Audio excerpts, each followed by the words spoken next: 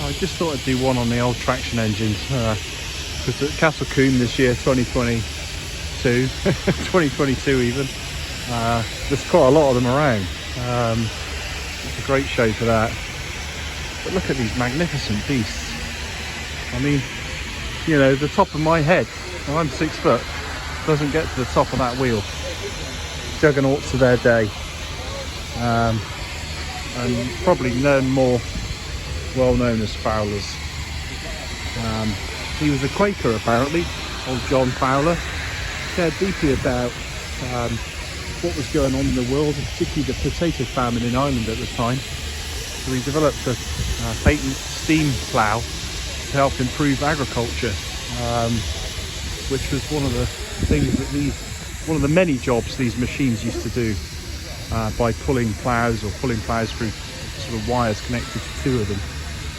But they could also use their wheels, the flywheel up there, for driving, or another wheel off it, driving saws, pumps, all sorts of things, as well as traction, of course, pulling things along.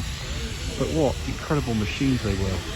Apparently, you know, after the Great War, in the 20s, vehicles were coming back from the war, you know, that were petrol and diesel powered, and these were starting to become a little bit behind the curve in terms of technology and efficiency.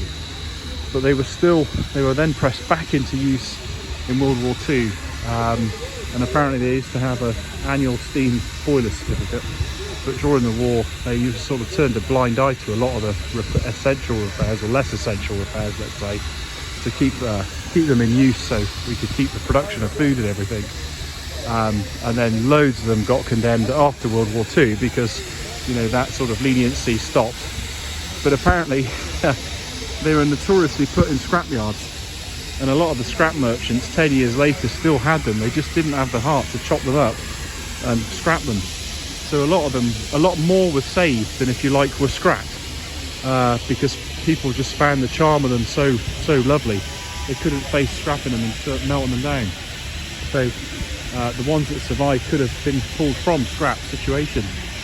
Anyway, they're the ones that are left are lovely, and you know, like an elephant, beautiful to look at. But I don't know if I'd want to keep one with the boiler certification and everything you need, and the low loader really you need to carry them around on. But aren't they magnificent? Lovely.